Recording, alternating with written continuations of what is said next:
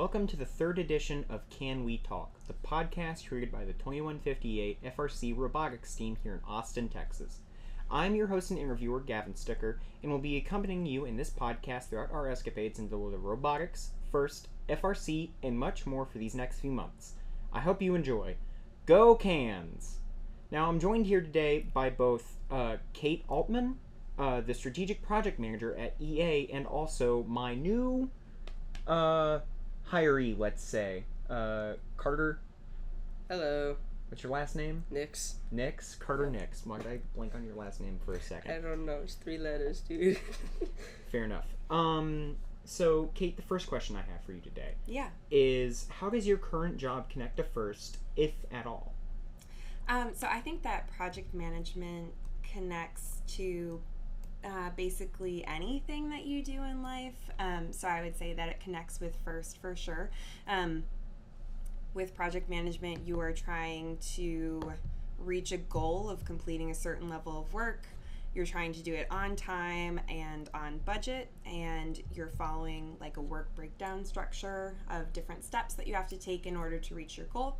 And I would say that designing and building a robot is exactly the same. You don't just set up a plan of like, okay, here's the problem statement for the year, and then we're just going to have this robot. You break it down into steps. You have different teams that are working on different steps of the process throughout, and so that is project management.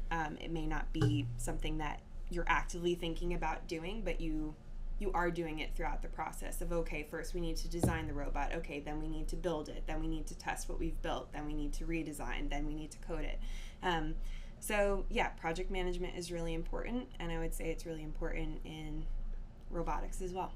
Yeah, I think it would be pretty important anywhere, really. It's basically just preparing for the future and getting everything ironed out before anything's actually done. Yeah, and having someone who's basically checking up and making sure that the different teams are meeting their goals, because like, for example, if you don't have a built robot, then you can't have something to program and practice driving on. And so that's a dependency that you need to make sure that the team that's designing it is doing it on time, so that the team that's building it can do that on time, so then the team that's coding it has enough time to code. Yeah, basically like what Andrew said in the first episode, as I love to always quote, herding cats. Yeah.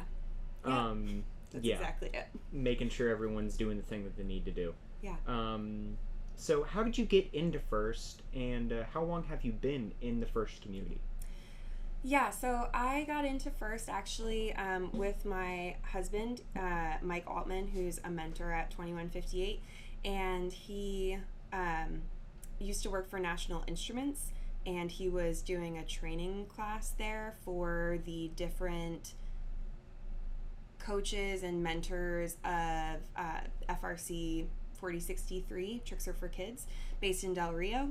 They asked if he would be willing to come down and provide some training to them, and so that first year we went down to Del Rio and did like 1 weekend of training, and then over the next I think like 7 years, we basically just kept increasing the amount of times that we would go down during the build season. Sometimes we would go down during the off season as well, but mostly it was every weekend of the build season.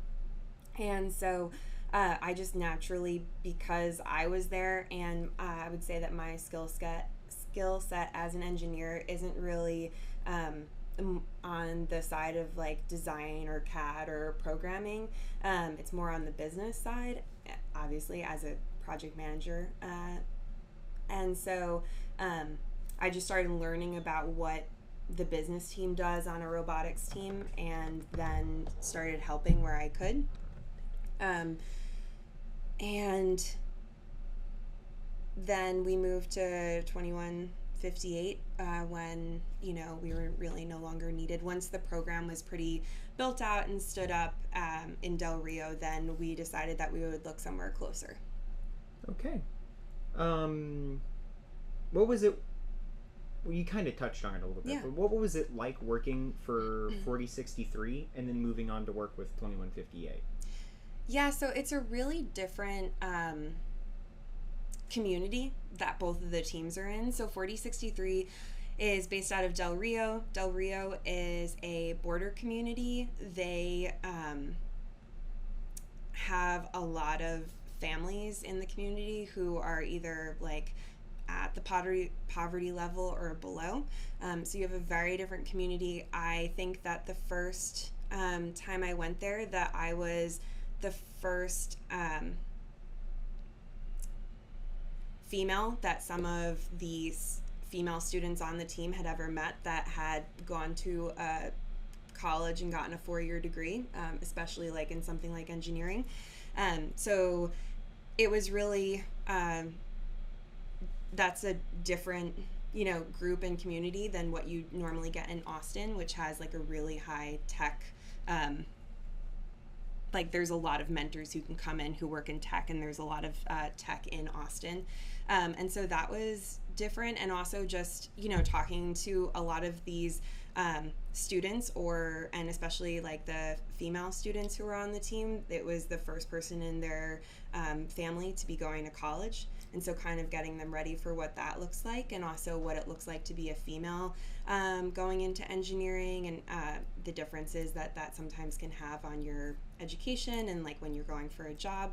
2158, like I said, is it's a bit different because we have, the families really aren't at the poverty level. It's, much more of a white collar area. And so, like there's just the differences in that there's more resources for the team, and there's more mentors, and especially mentors who work as engineers that can come in. So I would say that's the main difference. Is just like what I need to, or like how I could help. I don't have to, a lot of the females on 2158 have met another female who has gone into engineering. Yeah, we kind of already have that built up. Yeah. While for 4063 they didn't really have something like that before. Yeah, exactly. Yeah. So I heard you talking about like some of the mentors and stuff like that. Mm-hmm. So what is it like being a mentor in 2158 or in first? Yeah. So I don't do as much mentorship since we've moved to 2158. I more volunteer at the events, just based upon time and the jobs that I've had since we've started, or since my husband and I have started mentoring 2158.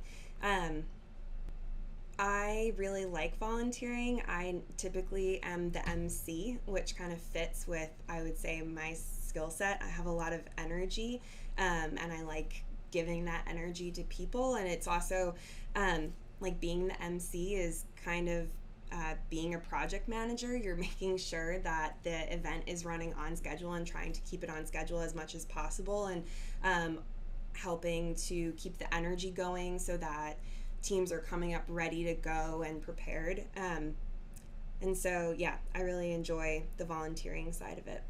Yeah, because at Waco you were an MC, right? Yeah. So how was that?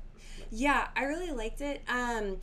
Waco was a bit different from some of the other events that I've done because there was, it was kind of like more of a stadium where the seats weren't right at the level that I was at, and so that made it interesting to try to interact with all of the people who were watching, because I wasn't on the same level as them, and so it wasn't easy to like walk around and talk to like one side versus another side, which I had been able to do at other events. So that was interesting. And then also Waco just has a lot of people, or a lot of teams that come, and so it typically is one of the first district events that happens. It's in like the first or second week, and so things are still getting ironed out, like even with like the setup of the field and running through the different matches and connecting to the field and stuff like that. So typically it always runs really long.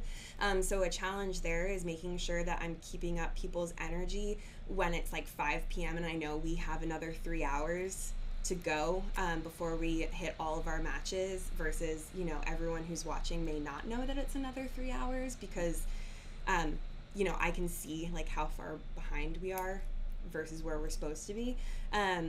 So yeah, that was a challenge of like, I know I need to keep these people's energy up.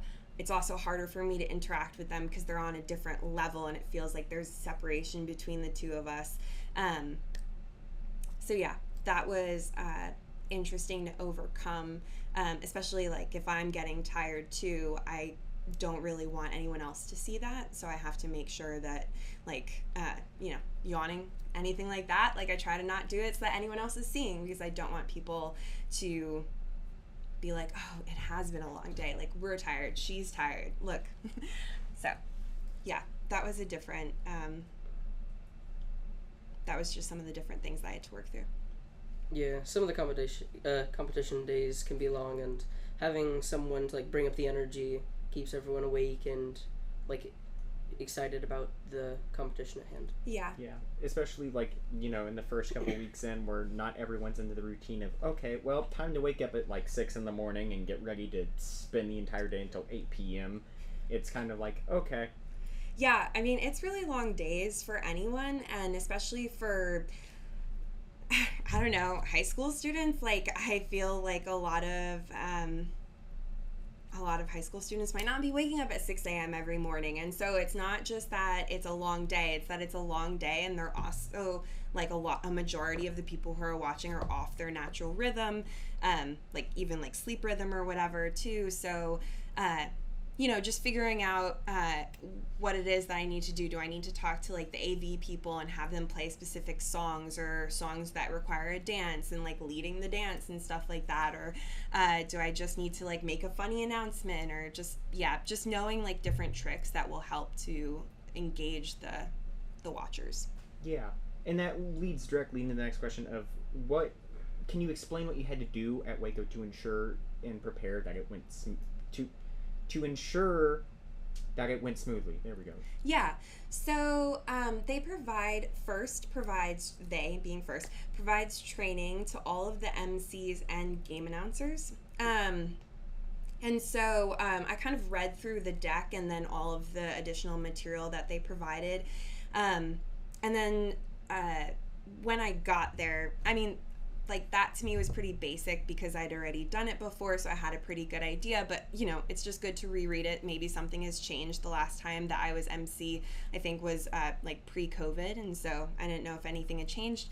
But then when you get to the event, I think it's really important to introduce yourself to everyone that you're going to be interacting with, because I am going to be like partly the face of what's going on, and so making sure I introduce myself to the FTAs, to the event manager, to the game announcer, to the people who are taking the score and the refs and everything like that. Like, we need to make sure that we have good communication between all of those groups, and I can be kind of the center of that. And then setting the tone for those groups as well. So I can't just show one face to everyone who's watching when I'm emceeing and then just be really negative to everyone else. Like, their mood is going to also create a better experience, and so making sure that I'm checking in with the different groups throughout the day and making sure that they're doing well and trying to give them energy as much as possible, so that they can have a better day and then like have it slowly be a ripple effect. And then also reviewing the script. So they provide you with the script, but making sure that I have people's names, that I know how to pronounce them correctly, because hearing your name and having it pronounced correctly is, of the utmost importance, I feel like. And so practicing the script, and then just being really clear when you're speaking. It's a really long day, and so if you can't, like, it's so frustrating to me if I go somewhere and someone's on a speakerphone and you can't understand what's going on. Like, okay, well, this is just garbled. Like, why would I pay attention? It's a very easy turn off. So just making sure that I'm really clear when I'm speaking. I would say that those are the main things that I try to focus on. Okay. Now this isn't really related to the last thing that we talked about. It's fine. But it still has to do with first, of course. Okay. What do you think we could have done better at States, if anything? I think that you all did really well at States, and I was really pleased and impressed with the turnout. I felt like having gone to all of the district events with you all and then to States, that I just kept seeing the team getting better and better at each event, whether it was with how we were scouting or showing up to scouting meetings or showing up to cheer, or like the driving, the robot, the autonomous, like everything just got better every single time we competed. And so I think that Texas is a really hard state to make it to Worlds. It's a really big state. There's a lot of teams in it. And then there's a lot of teams who are like in the top teams in the world. So you have like, you know that a set group is always going to be going to Worlds, which is great because it's great that we get to compete against those robots, like even in states or at our districts, so that we can, you know, get better, like, you know, forged in the crucible sort of thing. But I think it's just a really difficult competition here. I think too that the team kind of is going through a rebuild, and so basically when my husband and I joined, a lot of the mentors that had like started the team and stood up the team and created the program had transitioned to other teams, and so the program kind of lost a lot of the institutional knowledge that had been there, or just we didn't have like the deep pool of mentorship that had been here for a while, and we also didn't have like a group of students that had gone through the program. And so I feel like right now we're building that up again, and you know, we have a lot of freshmen and sophomores on the team, and I think that's really good because, you know, if you start and then you're here, like if a freshman starts and then is here through a senior, they're learning so much, and then we have a bunch of seniors who can pass down that information to, you know, each group underneath. And so I think that it's more of just like a maturing of the team, and I think that we'll get there. I think we just need to be patient and to keep showing up and working hard, and like the maturing will happen, and I feel like because of that then Worlds will happen. Yeah, continue on passing the torch of knowledge. Yeah, I'm getting past the torch of this amazing podcast that everyone should listen to. Yay! Yes. Yeah, exactly. And being a freshman, learning stuff from my friends who are seniors, like Gavin over here, has been really eye-opening, and it's been really helpful learning about new things. Yeah, just that mentorship, and then also having mentors who have worked together for quite a few years, like they've figured out how everyone works and the different personalities and communication styles and stuff like that. And so getting that system down, or even how to involve the parents, and you know, coming up with different ways that it's successful to involve the parents, or it's successful to fundraise and stuff like that. So I think we're getting to that point now where we've kind of got it set and we're just fine-tuning rather than like exploring and ideating. And so yeah, I think that we're going to do great the next couple of years. Yeah. So as a woman in STEM, has there been any like major challenges or issues you or your peers have had to face in the industry? Yes, definitely. Both myself and my female peers. I think that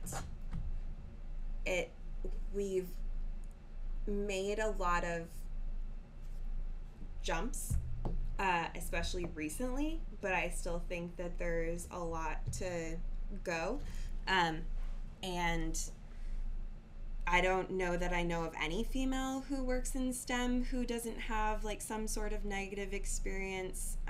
Personally, I've like gotten hugged when I've gone for a handshake, and all of my male coworkers got handshakes from this person, and he just like grabbed my hand when I went for the handshake and pulled me in for a hug. And like, that's unnecessary, obviously. And so you know, experiences like that, experiences where I've walked into a conversation and people have said to me, don't worry about us, we're just talking engineering over here. And I'm actually the only licensed professional engineer in that group of people, and they just don't know it or recognize that. And so, or just make the assumption that I can't possibly be an engineer because I'm a female. So I think that that's an issue. I also, so I'm a licensed professional environmental engineer, even though I work as a project manager. And I would say that within Texas, that's slightly more of it's a less progressive. It's a more conservative industry, and so working now on like the tech side of things at EA is a very progressive business. They're also in a space that is more progressive in general, or one would hope at least. But so I think that helps a lot. I don't have those negative experiences. Definitely were from my time when I was working as an actual environmental engineer within civil and environmental engineering firms, and they have gotten better as I've moved into more of tech roles. So yeah, I think that any female probably in STEM has a negative experience, but I do think that it's getting better.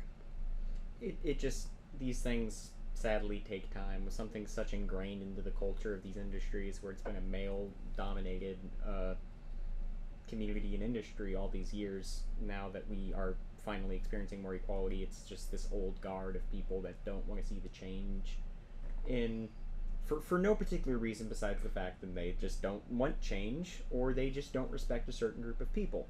And it's unfair, but I am glad to see that these things are changing. As you know, we, even at FRC 2158, in the entire FIRST community, we build up this new generation of engineers, of programmers, of all these people, and we will go on, some of us at least, to be these, new industry captains.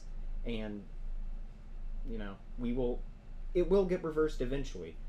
It just takes time. Yeah, it does take time. And I mean, I'm really impressed. I remember the first year we were at 2158, I don't think there was one female on the team. Not one. Wow. Yeah, so the amount of females that we now have on the team is just really heartening. Yeah. Well, that's kind of showing the progression of how it's gotten better over the years, slowly but surely. Yeah. And hopefully we can keep the momentum going with getting more inclusive and having more people join. Yeah. Yep, exactly. And so with you mentioned earlier about 4063, where a lot of the women in the group had not really seen anyone that had, an actual degree from college and something in the, engineering sector. Mm-hmm. What would you say to encourage more people, especially women, to explore the possibilities of STEM or STEAM? Yeah, I think that first off, to all of the men who are going into STEM, that you really need to understand what being an ally is. And it's not enough to just not be part of the problem. You need to be part of the solution. So you need to understand what being an ally looks like, and then also understand and practice stepping in when necessary, when you see situations happening that shouldn't be happening. So I think that is really important in order to get more women into STEM, as well as staying in STEM, because there's not just an issue of women getting into STEM, there's also an issue of women staying in STEM after they've had enough things sometimes happen to them. And then I would say for women that the most important thing is just deciding what you're willing to work with and live with. And so, for example, I have a friend who is an engineer. She works at a company that is mostly men. She is the only female manager on the engineering side. She's one of the few females on the engineering side as well. She has been told that she was a diversity hire, which is So inappropriate. But she still stays at that company because she feels like she can make a difference. And so she is slowly staying there trying to change the culture. And that's excellent. And that is great. And I am so proud of her and proud of her for taking her energy and not just putting it into working and proving that she does good work, but also trying to change a pretty terrible culture. But there are also women who, and this isn't just for women, it's for really anyone who's any minority or group, that person that's experiencing, you know, something negative at their workplace. There are some people who just don't have the energy to do that. They don't have the energy to try to stand up and make a difference and change the culture. And like, that's also okay. Not everyone has to. And that shouldn't be the expectation. And of course, we need those people. But if that's not something that you can do while staying safe mentally, then you just need to know that about yourself and know that when you're looking at jobs. EA is such a safe space for mentally as a female working with, you know, tech teams and in a role where I'm interacting with like the tech side of things. I never feel like my voice isn't being heard or doesn't matter in relation to the men that are in the room, or that people look to the men instead of me for the answers or to ask questions to.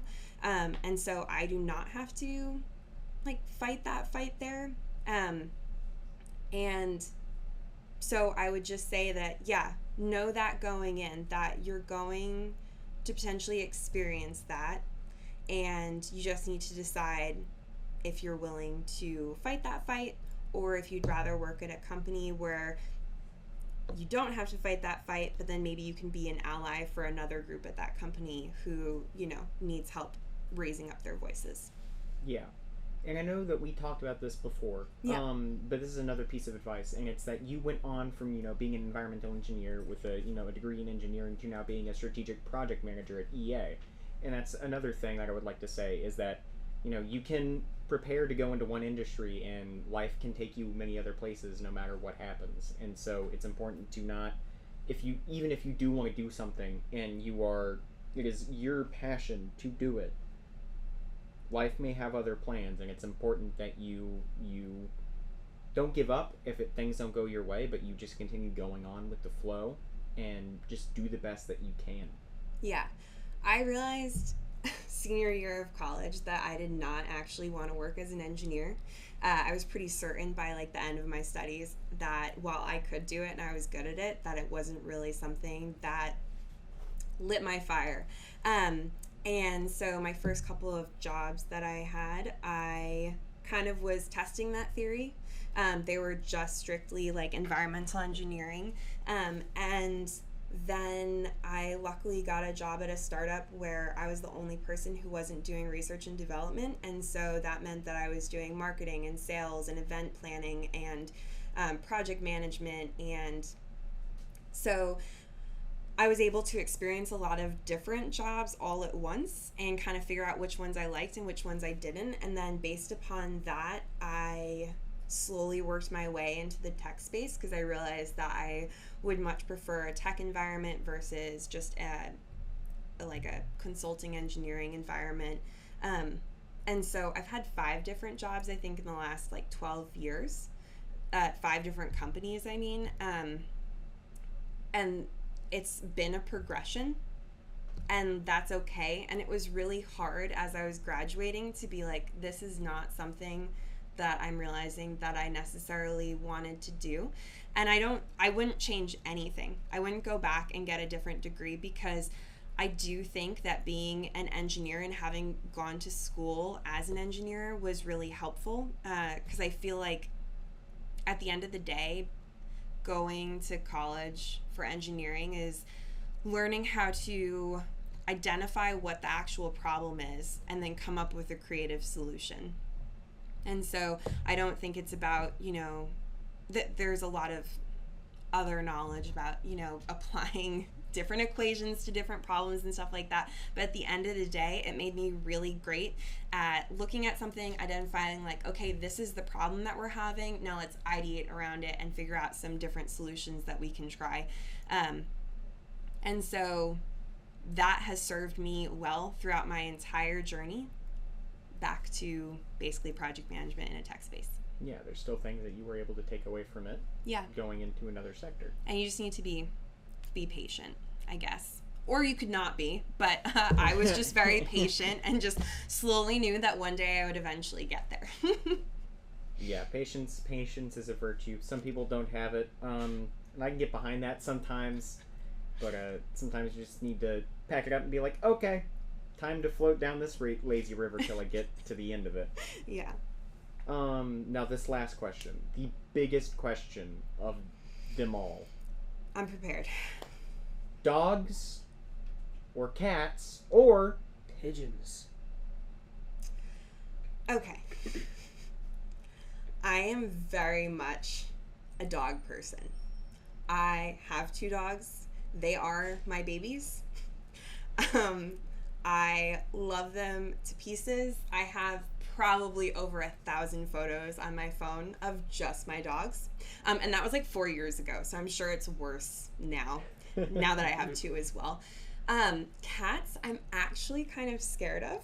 So they just like, you never know, okay? They could seem fine. They come over, they want you to pet their belly, and then all of a sudden they're like knifing you with their claws. And I just like, I can't read them. But pigeons I am originally from New York, and pigeons are just like the rats of the sky. Just no. 100% no. Sky, it's more of like a kiwi. Kiwis look like, I saw this meme on Instagram, and it's like, it's a rat software on bird hardware. Have you ever seen a kiwi? It's those fluffy, they're goofy little yes. birds. Oh my gosh, yes. The tiny little, yeah. Yes. Yeah. Yeah, no, I don't know. Pigeons are, no. I mean, okay, to be fair, I feel terrible about any time that we even, like, have had to kill a rat before. Like, if a rat gets stuck in a trap or anything like that, it makes me very upset. I love all animals. And I think that they should all be respected. But, yeah, if I'm going to pick my favorite, it's 100% going to be dogs. Okay, I can get behind that. But, I mean, come on. You can't... Some dogs, I assume that you can't fit your dogs in your purse, huh? If you had one?